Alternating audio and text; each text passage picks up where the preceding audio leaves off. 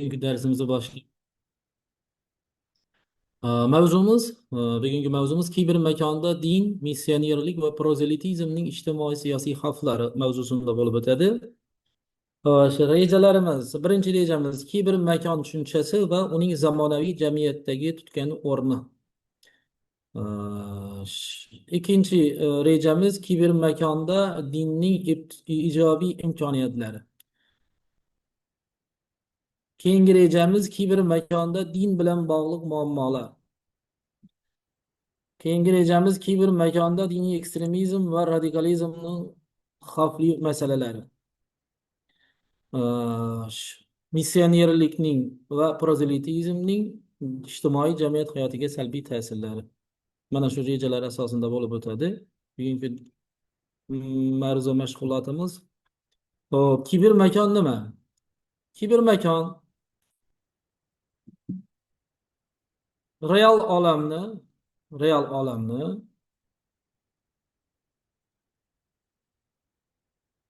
real olamni raqamli shakli, kompyuter, telefon, ijtimoiy tarmoq, gadjet, mana shu vositalar orqali ulanib, muloqot, munosabat olib boriladigan makona kibermakon deb ishlatiladi.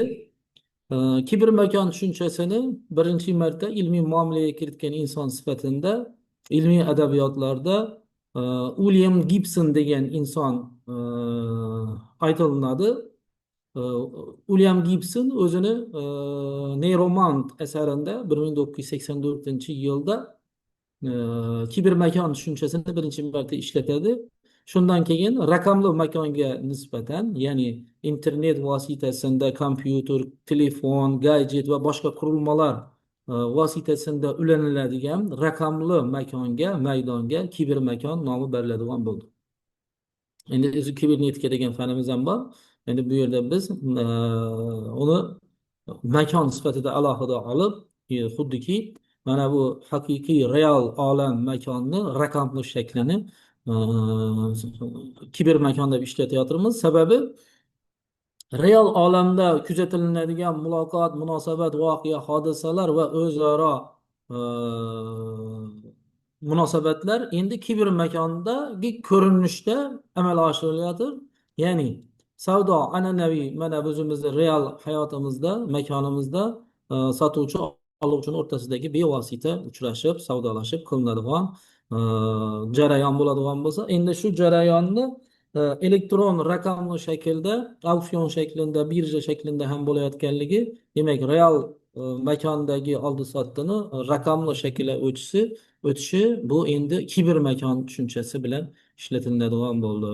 Yoki bo'lmasa, misol uchun kishilarni o'zaro suhbat muloqoti, jonli muloqot bo'ladigan bo'lsa, haqiqiy real mana shu o'zimizni makonimizda, olamimizda bo'ladi. Agar ikki kishi yuzma-yuz o'tirib gaplashadigan bo'lsa, ana endi mabodo u internet vositasida media bilan telefon, kompyuter mana bularga o'xshagan platformalar orqali mana hozir sizni darsimizga o'xshagan shaklda muloqot qilinadigan bo'lsa, masofadan turib raqamli shaklda bu kibermakondagi muloqot, munosabat hisoblanadi.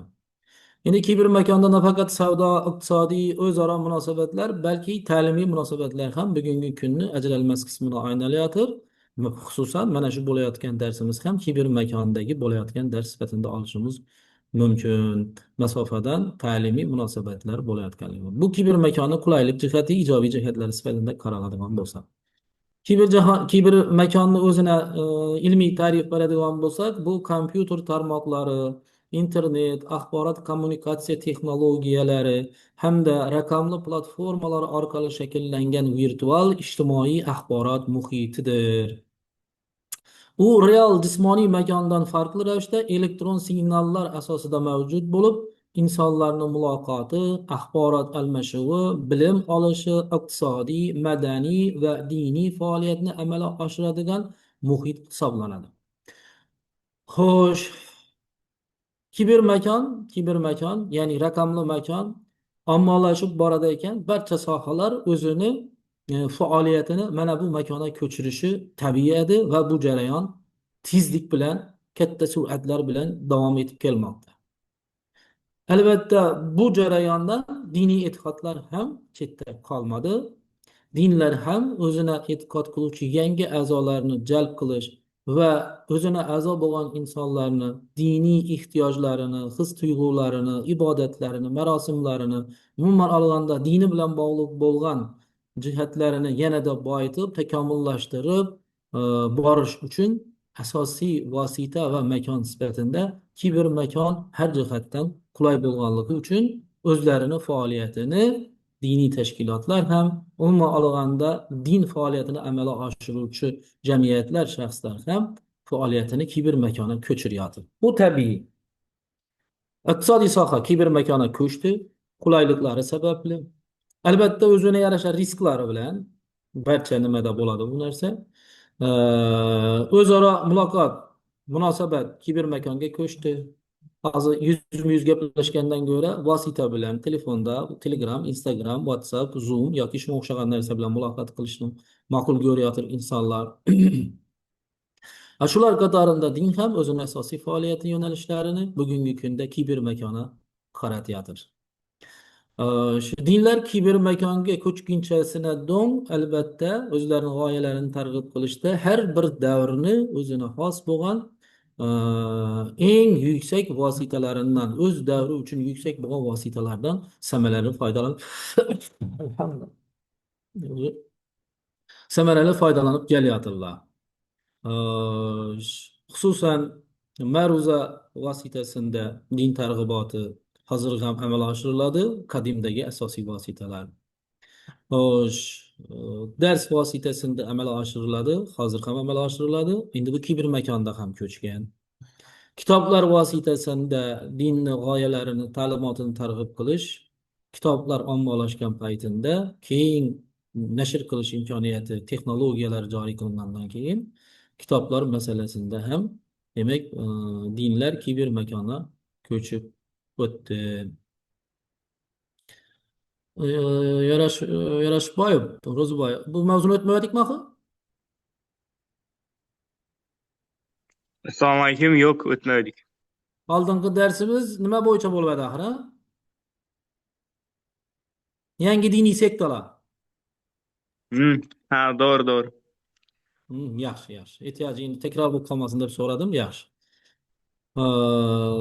Bilasizlar, kitobni ommalashish jarayoni mana bu 1445-yilda nemis injeneri Ion Gutenberg tomonidan kitob bosish dastgohi joriy qilingandan keyin endi keng masshtabda joriy qilish, ya'ni nashr qilish, uni kitob shaklina keltirish imkoniyati paydo bo'ldi.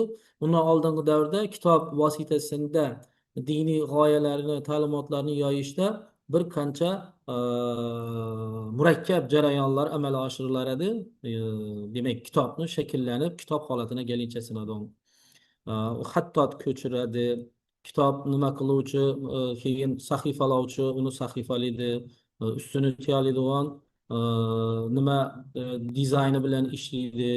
Keyin u tosh bosmada ko'chiriladi yoki bo'lmasa xattot ko'chirilmaydigan bo'lsa, mana shunday shaklda murakkab va ko'p vaqtni oladigan jarayon bo'lganligi uchun, lekin o'zini davri uchun qulay vosita bo'ldi. Kitobdan ham foydalandi dinlar o'zini targ'ib qilish uchun. Keyinchalik esa gazeta, jurnallar, ya'ni ommaviy axborot vositalarining an'anaviy ko'rinishlaridan gazetalar shaklida ham dinlar o'z g'oyalarini targ'ib qilishdan keng foydalandi. Bizning yurtimiz bo'yicha bilamizki, mana gazetachilik shu jadidlarning faoliyati bilan keyin kirib keldi va bugungi kunda ham bu faoliyat, gazetachilik faoliyati bilan diniy ta'limotlar o'zlarining faoliyatini olib boryaptilar. Garchi ma'lum bir qismi bo'lsa ham. Endi shu yerda misolini aytib o'tadigan bo'lsak, musulmonlar idorasi, ya'ni islom dini vakillarining boshqaruv organi musulmonlar idorasini Islom Nuri nomidagi gazetasi bugun ham nashr qilinib turibdi. Yoki bo'lmasa jurnal, bilamiz, Hidoyat jurnali nashr qilinib turibdi. Diniy nima bilan, musulmonlar idorasini tashabbusi bilan islom dinini e'tiqod qiluvchilarning diniy ma'lumotlarga bo'lgan rasmiy ehtiyojlarini ishonchli manbalar orqali ta'minlash uchun bu vositalar hali ham qolgani yo'q, lekin o'zining davrida juda keng foydalanildi.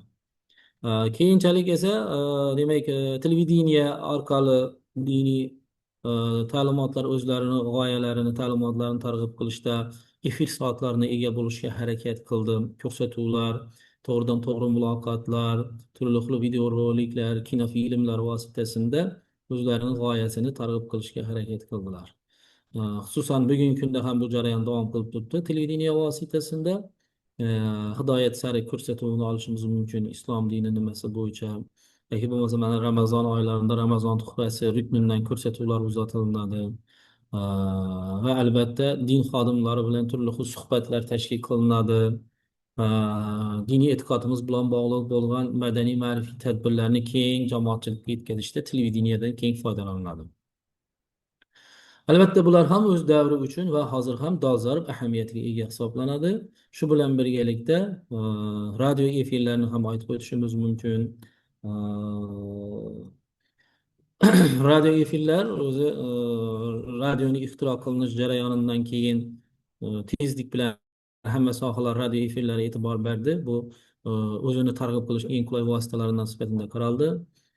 Popov 1895 yilda radio to'lqinlari orqali muloqot qilishni nima qilgan bo'lsa, radiopriyomnik amerikalik olim tomonidan 1901-3-yillar oralig'ida muomalaga kiritilgan bo'lsa, tezda bu radio nimasi ham ommalashib ketadi. Dinlar ham o'zini g'oyalarini targ'ib qilishda bu vositadan foydalanadi. Xo'sh, o'tgan asrning 80-yillarına kelgan vaqtida yangi bir vosita insonlarni o'zaro muloqotini ta'minlaydigan internet, ya'ni butun jahon tarmog'i paydo bo'ldi. Keyinchalik butun tizimlar mana bu tarmoq orqali faoliyat olib borishga o'tdi. Dastlabında yangilik tarqatuvchi, yangilik ya'ni axborot faoliyati bilan shug'ullanuvchi sohalar buna keng ko'lamli ko'chib o'tgan bo'lsa, keyinchalik turli blog yurituvchi mutaxassislar bu nimaga o'tishni boshladi. Borib esa butun iqtisodiy, ijtimoiy sohalarni ham mana bu internet tarmog'i orqali amalga oshiriladigan shakli, ya'ni kibermakon shakli ommalashishni boshladi. Dinlar ham asta-asta mana bu makonda o'zini faoliyatini targ'ib qilishni boshladi. Xo'sh, kibermakonni endi bir qator ijobiy va salbiy jihatlar to'g'risida aytib o'tishimiz mumkin. Ijobiy va salbiy jihatlar to'g'risida aytib o'tishimiz mumkin. Xo'sh. Birinchidan, kibermakon chegarasizligi bilan ajralib turadi. Mana bu haqiqiy makon muayyan bir chegaralarga ega. Kibermakon esa bu cheksiz va chegarasiz makon hisoblanadi.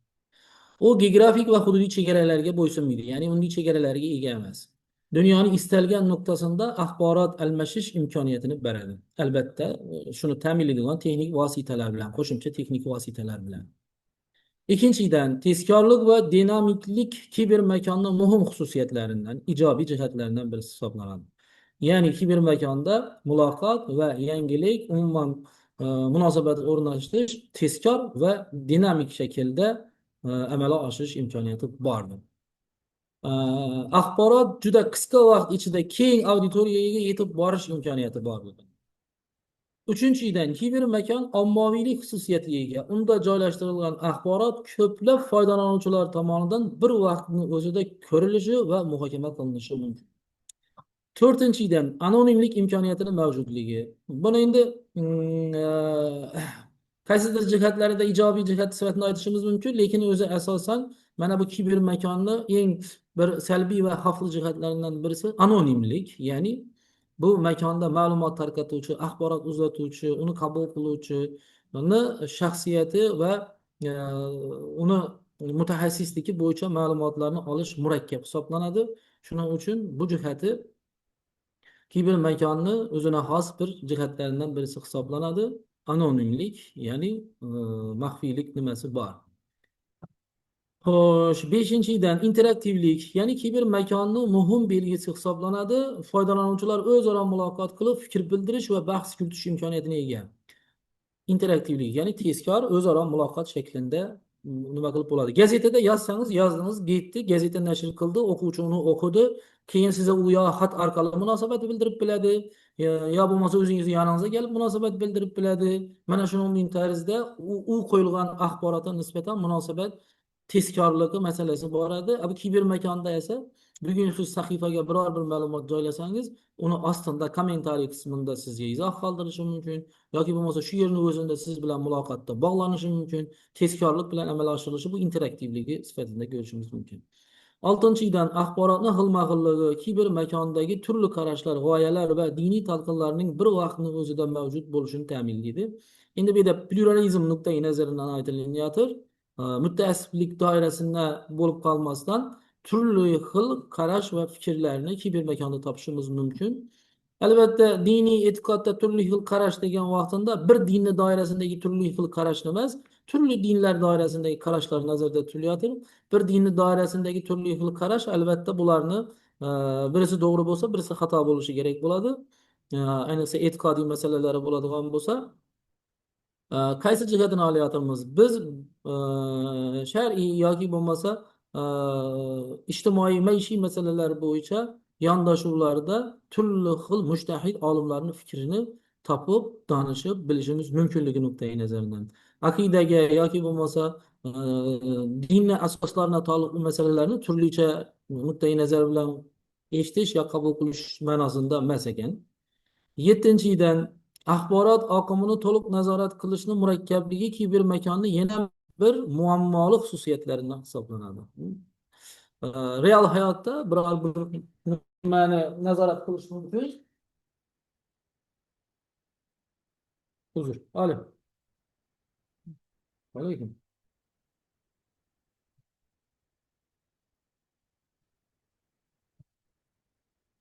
Ha, tamam.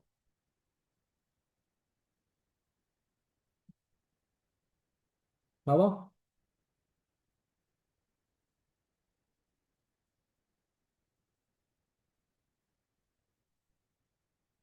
Hmm.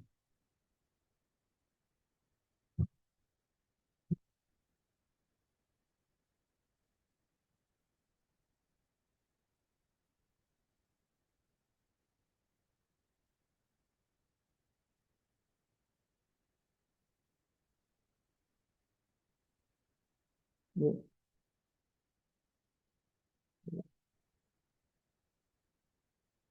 Boraman, dars berdim.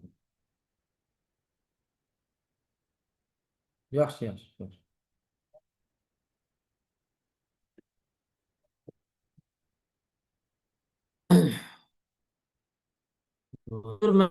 Axborot oqimini nazorat qilish mumkinligini muammoligini aytayotgan edik. Oddiy hayotda buni bo'lsa tahririyat, kitob bo'lsa yana o'sha nashriyat nuqtai nazaridan chiqayotgan axborotni muayyan nuqtai nazaridan albatta senzura ta'limotni asoslarini to'g'ri keluvchi nima sifatida ekspertiza masalasini qo'yapmiz. Buni nazorat qilish mumkin. Albatta, bu e, axborot oqimini nazorati muammo hisoblanadi. Bugungi kunda bilamizki, kiberxavfsizlik dolzarb muammo. Xo'sh. Endi diniy ma'lumotlar ham kiber makonda axborot atamasi bilan termini bilan ishlatilinib tarqatilinadi. Sababi bilamizki, axborot bu kishini ongini ta'sir qiluvchi, uni muayyan bilimlar bilan ta'minlovchi e, ma'lumotlarni tartibga solingan shaklini axborot deb aytadigan bo'lsak, axborot jamiyati bugungi kunda butun jamiyat taraqqiyotini asosiy ishlab chiqarish, qayta ishlash, tarqatish va undagi foydalanishning asosiy omillarini aylangan ijtimoiy taraqqiyot bosqichlaridan birisi bu axborot jamiyati hisoblanadi. Ya'ni axborot jamiyatida biz yangi axborotlarni qabul qila olishimiz, uni qayta ishlay olishimiz, o'z munosabatimizni bildira olishimiz, saqlash turli resurslari bilan bilishimiz nuqtai nazaridan imkoniyatni ifodalovchi tushuncha hisoblanadi. Xo'sh, bugungi kunda zamonaviy dinshunoslikda raqamli din tushunchasi ham muomalaga kiritilyapti. Ya'ni raqamli dunyodan foydalanib dinni targ'iboti va diniy bilimlarni oshirish raqamli din inglizchada digital religion nomi bilan ishlatiladi. Bunda diniy e'tiqod, amaliyot, tajriba va muloqotni texnologiyalar hamda internet muhiti orqali namoyon bo'lish shaklidir deb olishimiz mumkin. Ilmiy adabiyotlarda raqamli din diniy hayotni an'anaviy shakllarini internet va raqamli platformalar orqali davom ettirish hamda yangi diniy tajribalarning paydo bo'lishi bilan izohlaydi. Bu jarayonda din nafaqat raqamli muhitda ifodalanadi, balki ushbu muhitning o'ziga xos xususiyatlarini ta'sirida qayta shakllanadi. Raqamli dinni asosiy ko'rinishi quyidagi shakllarda namoyon bo'lishi mumkin. Onlayn diniy marosimlar va ibodatlarda.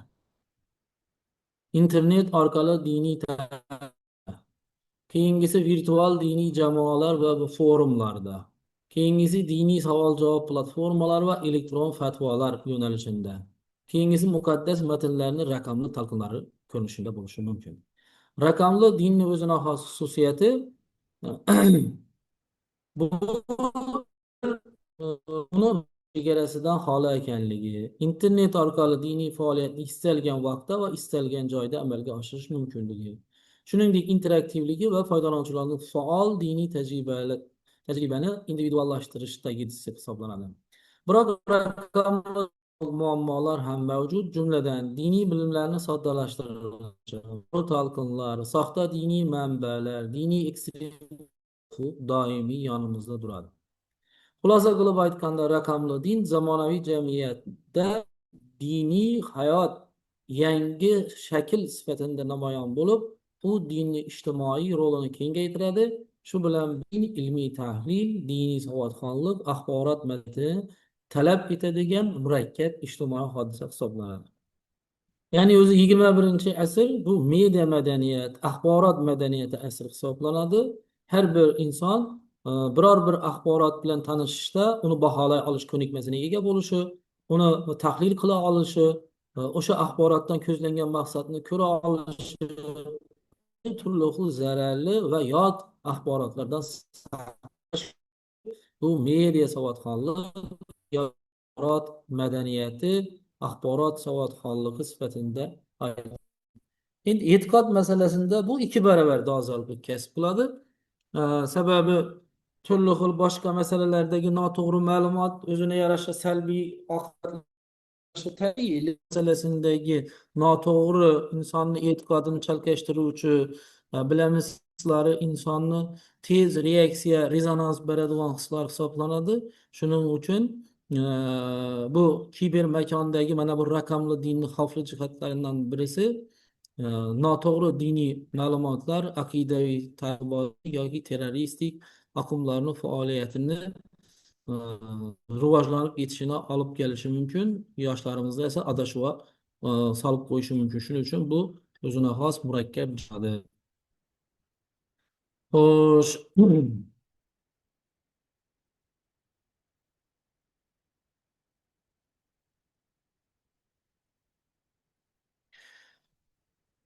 Albatta ijobiy, to'g'ri, rasmiy manbalar kiber makonda mavjudligini e'tirof etgan holatda, misol uchun musulmonlar idorasi bo'lsa,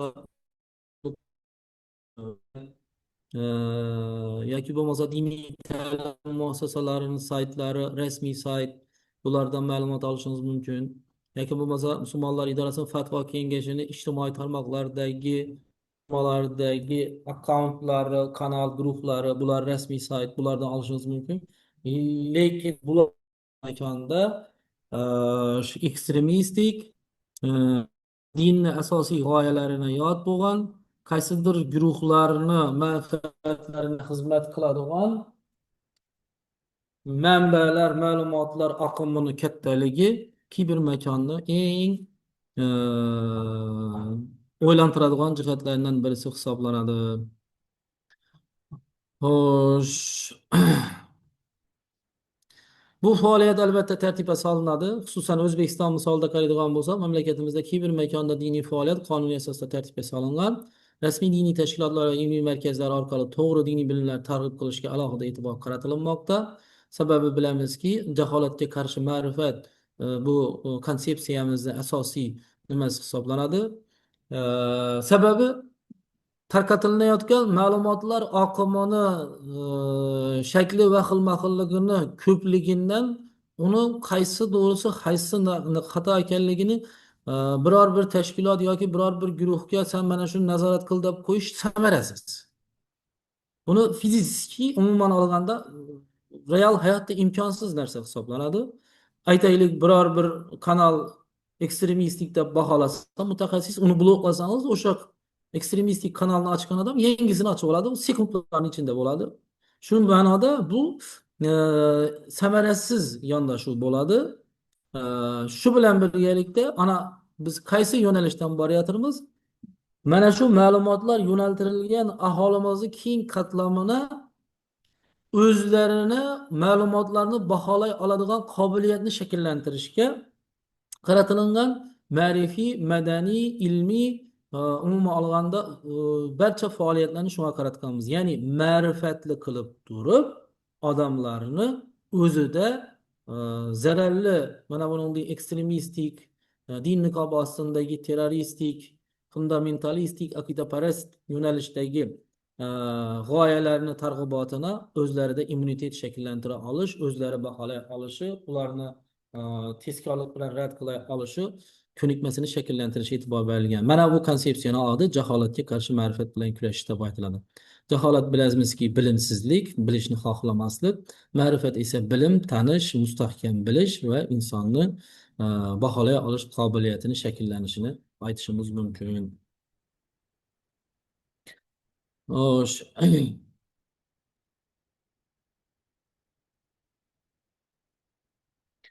Endi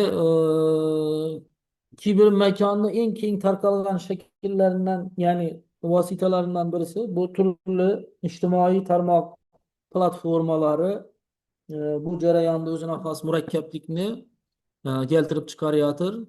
Birinchidan, bu platformalarni ta'sischilari o'zlaridagi foydalanuvchilar to'g'risida ma'lumotlarni berishdan qonun yo'li bilan bosh tortadilar. Ya'ni shaxsiy ma'lumotlar xavfsizligi nuqtai nazaridan degan nima bilan berilmaydi? Bu degani, mana bu platformalarga ro'yxatdan o'tgan insonlar, ayniqsa mana Telegram guruhlardagi kanallarda shaxslarni aniqlash, ular to'g'risida ma'lumot olish imkoniyati cheklanganligi bu platformalarni ekstremistik, aqidaparastlik oqimlarni inini aylantirib qo'ygan, o'zlarini yolg'on g'oyalarini, e'tiqodni buzuvchi targ'ibotlarni o'sha joydan keng olib borayotirlar. Ulardan ehtiyot bo'lishimiz albatta zarur hisoblanadi. Kiber makonda mavjud bo'lishni eng sifatlaridan birisi. Bilamizki, dastlabki joriy qilingan tarmoqlardan birisi bu Mark Zuckerbergga taalluqli 2004-yilda Facebook ijtimoiy tarmoq o'zaro muloqot, muhokama, post shaklida olib boriladigan platformani muomalaga kiritdi. Keyinchalik bu jarayon yangi bir rivojlanish bosqichini o'tdi. Twitter joriy qilinishi, Telegram 2013-yilda aka-uka gruplar tomonidan joriy qilinishi, Instagram 2015-yilda adashmasam joriy qilinishi, TikTok va boshqa YouTube platformalarini o'xshagan platformalar bugungi kunda aytib o'tishimiz kerak, to'g'ri va albatta katta xavf bilan xato ma'lumotlarni tarqatadigan maydonga, makonga aylanib qolyotir. Bundan ogohlantirish bugungi mavzumiz hisoblanadi. Umumiy qilib aytgan vaqtimizda bugungi kunda keng jamoatchiligimizni diniy ma'lumotlarni analiz qila oladigan, tahlil qila oladigan qobiliyat ko'nikmalari yetarli darajada emasligini inobatga olib turib, diniy qo'mita nazoratidagi bo'lgan diniy, ma'rifiy, ilmiy adabiyotlardan foydalanishni sizlarga tavsiya qilib qo'yamiz. Baribir kitob mana bugungi hayotda o'zini jozibligini saqlab turibdiki, u ishonchli manba, ekspertiza qilingan manba, diniy ta'limot g'oyalari sofligi saqlab qolingan manba hisoblanadi. Shuning uchun tavsiya qilamiz. Dinga taalluqli bilimlaringizni agarda qo'shimcha rivojlantirishni xohlasangiz, demak, kitob vositasida yuqorida sanab o'tganimiz rasmiy manbalardagi Islom Nuri, Hidoyat jurnallaridan foydalangan holatda bu ishlarni amalga oshiradigan bo'lsangiz maslahatim bo'ladi. Endi shuning uchun ham bugungi kunda O'zbekistonda aholimizni diniy ma'lumotlarga bo'lgan ehtiyojini qondirish uchun nashriyot manbalarida e, ulamolarimiz, din olimlarimizni e, diniy ta'limotlar to'g'risidagi, islom to'g'risidagi kitoblari keng nashrdan chiqishini imkoniyatlari yaratilgan. Bilamizki, hammamiz taniydigan marhum Shayx Muhammad Sodiq Muhammad Yusuf Hazratlari o'zlarining faoliyatlari davomida o'zbek tilida 100 ga yaqin e, diniy ilmiy adabiyotlarni, kitoblarni nashr qildirdilar. Hatto bugungi kungacha u kishining kitoblari qayta-qayta nashrlardan chiqishda davom etmoqda. Tavsiya qilgan bo'lar edik. Mana shuningdek olimlarni e, rasmiy nimadan o'tgan kitoblarini, nashriyotlarda chiqqan kitoblarni olib, diniy bilimlaringizni boyitib borishingiz maqsadga muvofiq. Kibr makondagi diniy ma'lumotlarni esa baholashda yoki bo'lmasa uni tarqatishda, uni saqlashda e, xavf nuqtai nazaridan ehtimolni katta ekanligi uchun shaxsiyatni aniqlab bo'lmaydi, ma'lumotni manbasini tekshirib bo'lmaydi, ma'lumot tarqatayotgan muassis yoki bo'lsa insonni o'zini bilib bo'lmaydi, uni maqsadlarini anglab bo'lmaydi. E, dinni o'zini xos jihatlaridan o'zini manfaati yo'lida foydalanib turgan bo'lishi mumkin. Dinni asosiy tushunchalaridan boshqacha talqinda foydalanib turgan bo'lishi mumkin. Mutashabih oyatlarni turlicha talqin qilish bilan sizni chalg'itishi mumkin. Mana shunday vaziyatlarda aniq bizni mintaqamiz bo'yicha oladigan bo'lsak, ahli sunna va jamoa e'tiqodi bo'yicha hanafiylik mazhabi asosindagi islomiy bilimlarni, diniy bilimlarni olishda juda katta vosita bo'ladi, tavsiya qilinadigan narsa. Xo'sh,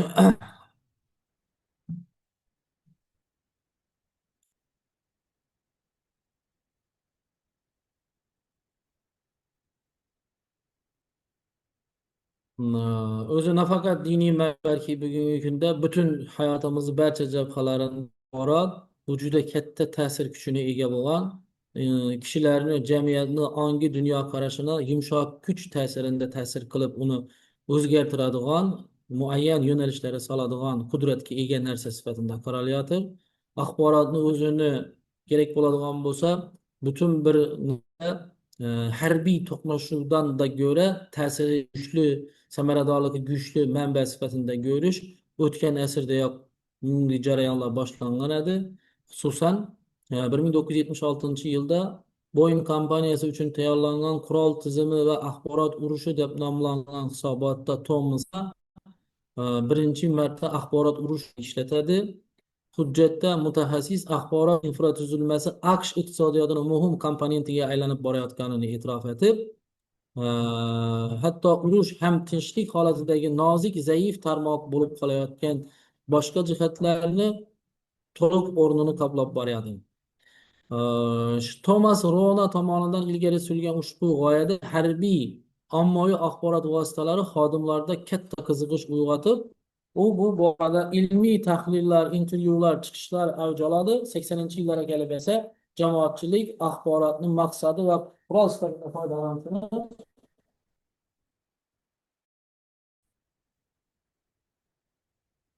ta'siri juda kuchli ekanligini inobatga oladilar. Sovuq urush vaqtida ayniqsa AQSh o'zini oldina qo'ygan asosiy vazifalardan birisi raqib tomonni axborot urushi maydonida harbiy harakatlardan bir vaqtni o'zini kerak ekanligini ilgari suradi. 1990 Sahrodagi bo'ron operatsiyasi vaqtida Iroqda Amerika tomonidan o'tkazilgan ilk marta mana shu Amerikaning bevosita amaliy urush va axborot maydonini qo'lga olish masalasidagi harbiy harakatlari ekspertizadan o'tkazilib amaliyotda qo'llab yurildi. Ya'ni jang maydonida harbiy harakatlar ketsa, axborot maydonida raqibni obro'sizlantiruvchi va u tomondagi insonlarni ruhiyatini tushirishga qaratilgan axborotni keng tarqatilinishi, o'zlarini maydonida qismida esa g'alaba, yutuqlar qo'li bilan kelayotganligi to'g'risidagi xabarlarning keng tarqatilinishi shaklida e, amalga oshirilishi ko'rildi. Bugungi kunda 98-yil oktyabrdan boshlab AQSh Mudofaa vazirligining huzurida axborot operatsiyalarini birlashtirish doktrinasi amalga kiritilib kelyapti. Bu deganida ushbu doktrina axborot urushini birlashgan doktrinasi deb nomlanadi. Keyinchalik uni nomi o'zgartirilib, axborot operatsiyalari yoki axborot urushi tushunchasini o'zaro munosabatlarini oydinlashtirilib, axborot operatsiyasi nomi bilan ishlatiladigan bo'ldi. Ee, bu jihatlarini bilgandan keyin axborotni ta'sir kuchi, mana bu vositalar ommalashib borgan sayin yanada oshib bordi. Natijada butun davlatlar o'zlarini hududida axborot xavfsizligi sohasida muayyan siyosiy o'zgarishlarni amalga oshirishni o'zlarini oldiga maqsad qilib qo'ydilar. Xususan O'zbekiston ham axborotlashtirish to'g'risidagi qonunni qabul qilib, u qonun 4-moddasida axborotlashtirish sohasida davlat siyosati, axborot resurslari, axborot texnologiyalari va axborot tizimlarini rivojlantirish, shu bilan birga takomillashtirishni zamonaviy jahon tamoyillarini hisobga olgan holda milliy axborot tizimini yaratishga qaratiladi deb belgilab o'tilindi. Birinchi Prezident Islom Karimovning o'zi bu maydonda ko'proq faoliyat olib borish kerak ekanligini urg'u qaratdi. Din niqobi ostidagi yoshlarni ongini zararlarni targ'ibini oldini olish uchun axborot xavfsizligi muhitini javob berilishi kerak ekanligini to'xtalib o'tdilar. Xo'sh,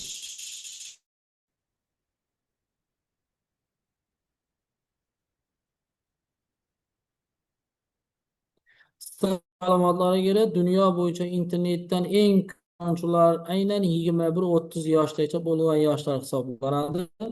Unda bu yosh chegarasi ming afsuski pasayayotir. Ya'ni atrofini chalga tushib borayotir. Ayrim dunyo davlatlari shuning uchun ijtimoiy tarmoqlar va turli platformalarga voyaga yetmaganlarni ulanishi masalasini qat'iy tartibda ko'rib chiqyaptilar. Skandinaviya davlatlari allaqachon buni amaliyotga kiritish tajribasida voyaga yetmaganlarni internet jahon tarmog'ina ulanishini oldini olish bo'yicha ularni ongini, shuurini, madaniyatini, dunyoqarashini saqlash uchun.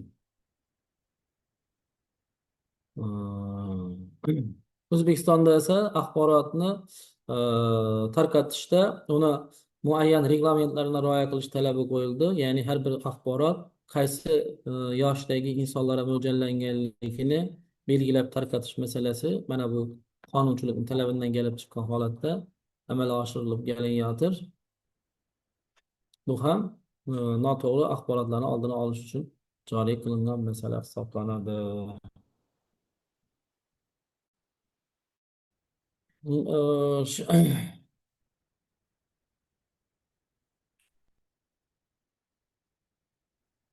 Missionerlik va prozelitizm qismına to'xtaladigan bo'lsak, missioner bu muayyan vazifa bilan muayyan deganda albatta o'zini diniy e'tiqodiy qarashlari nuqtai nazaridan o'zini vazifa sifatida olgan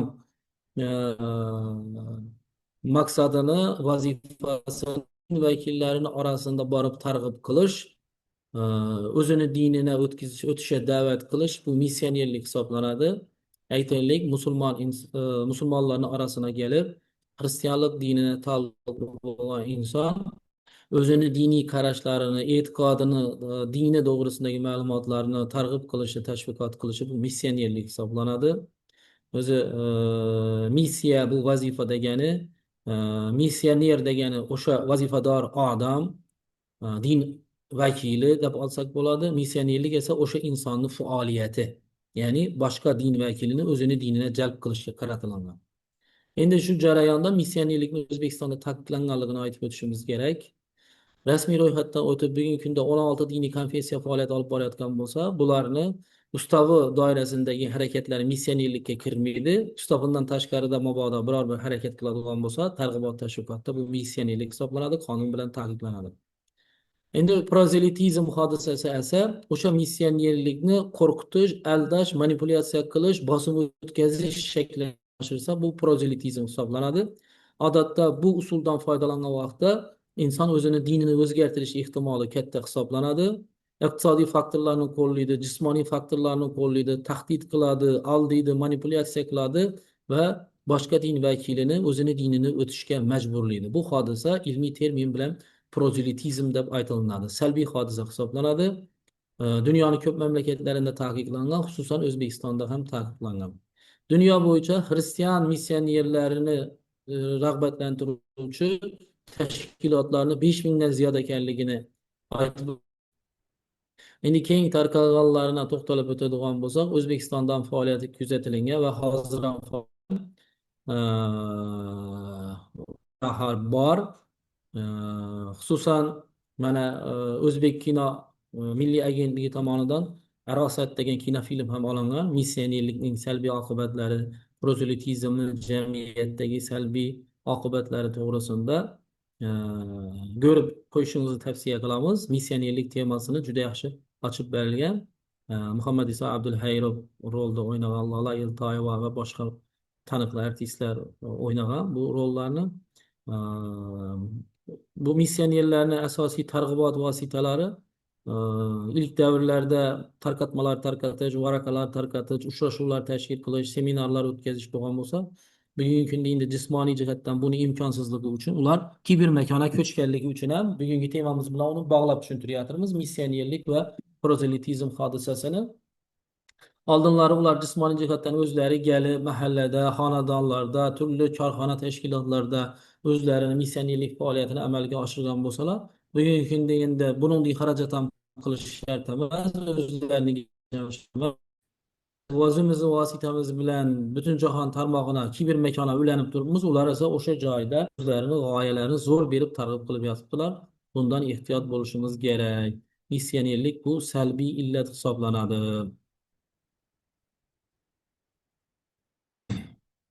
Endi o'zi musulmon inson uchun xabarlarni tekshirish bu nafaqat bugungi kunni dolzarb masalasi. Bu musulmon insonni e'tiqodi talab qiladigan e, jihatlari ham bor.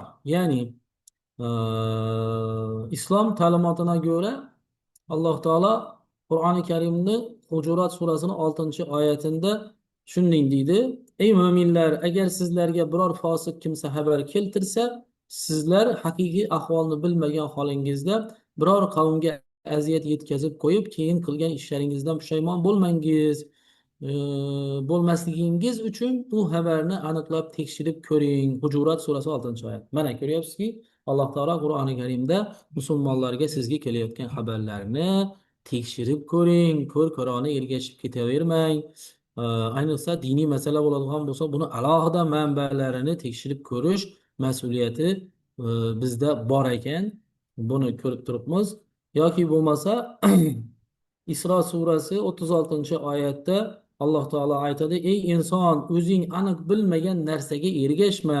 Chunki quloq, ko'z, diling har biri to'g'risida har bir inson mas'ul bo'lur, ya'ni javob berur deb Alloh taolo aytib o'tadi. Demak, ko'rib turibmizki, musulmon kishi to'g'ri kelgan narsaga ishonib ketavermasdan aqlini ishlatib, ko'zi, dili, qulog'i behuda berilmaganligini va uni bo'lar bo'lmas narsaga ishlatmasligi kerak ekanligini eslatib o'tyotir.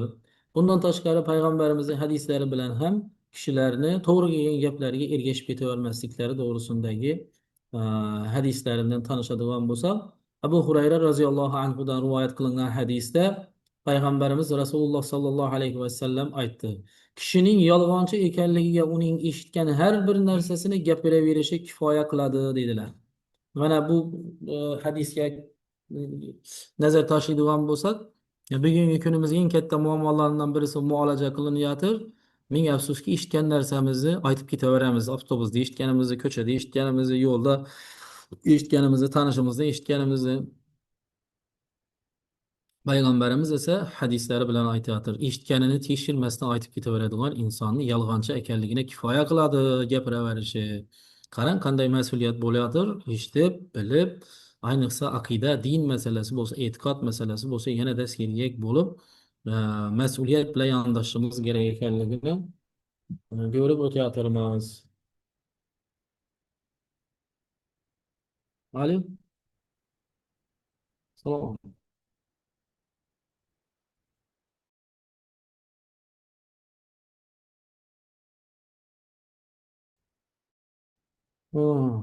Yaxshi ko'raman buni.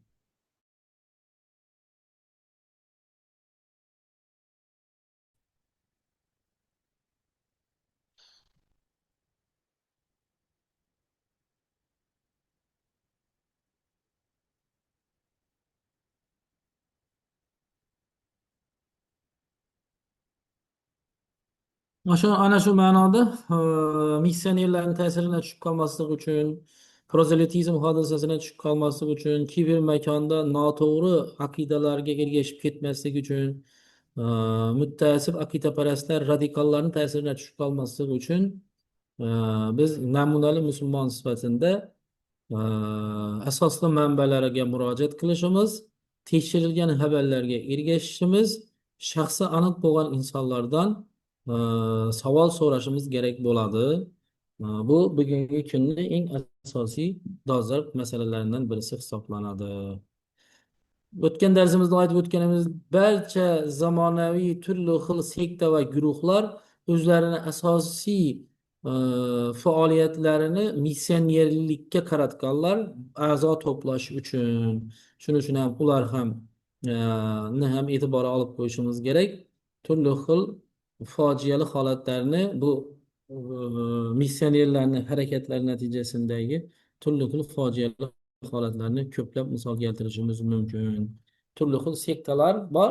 Ularni o'tgan darsimizda aytdik. Asosiy nimasi moliyaviy daromad olish hisoblanadi. Ular nimani hisobidan moliyaviy daromad oladi desa, missionerlik hisobidan yangi a'zolarni jalb qilib, yangi a'zolardan esa muayyan topgan daromadini, muayyan foizlarini jamiyatga, o'sha sektorga o'tkazib berishni talab qiladi va uni keyinchalik biznesga yo'naltiradi. Mana shunday holatda ishlarni amalga oshirib boradilar. Xo'sh, bugungi mavzumiz shundan iborat edi. Qisqacha savollaringiz bo'ladigan bo'lsa, eshitamiz.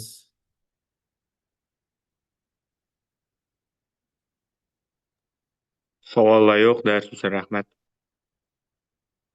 Bo'lmasa darsimiz tamom. Xayr.